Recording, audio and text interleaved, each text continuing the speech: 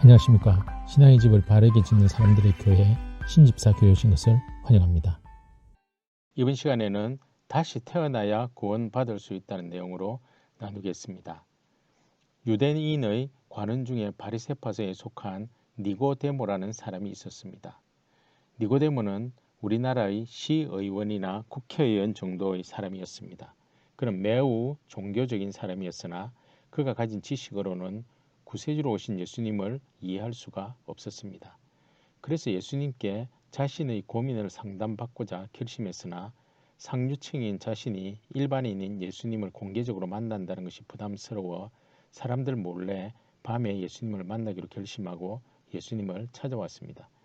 니고데모는 먼저 예수님께 말했습니다. 선생님, 우리는 당신이 하나님께로부터 오신 선생님이시라는 것을 압니다. 하나님께서 함께 하시지 않는다면 아무도 선생님께서 하셨던 일들을 행할 수 없습니다.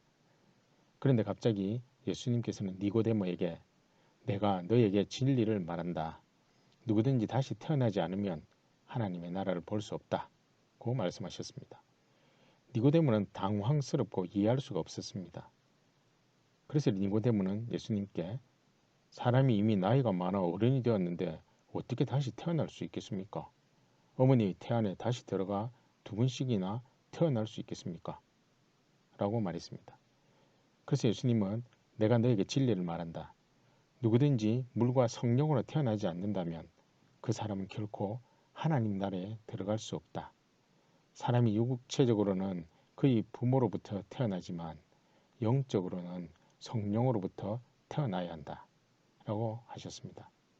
예수님은 니고데모에게 죄인으로서 사탄의 종이 되어 살지 말고 사탄의 지배 아래에서 벗어나 하나님의 자녀로 새롭게 태어나야 한다는 의미로 말씀하신 것입니다.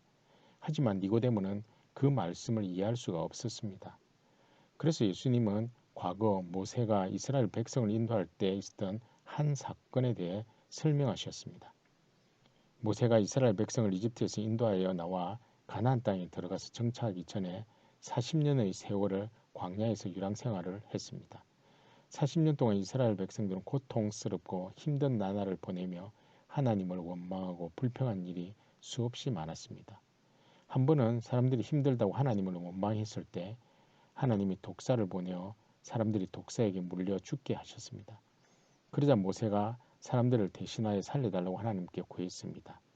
하나님은 모세에게 구리뱀을 만들어 장대에 매달고 장대에 매달린 구리뱀을 본 사람은 모두 살려주겠다고 하셨고 실제로 장대에 매달린 구리뱀을 본 사람은 모두 다 살아났습니다.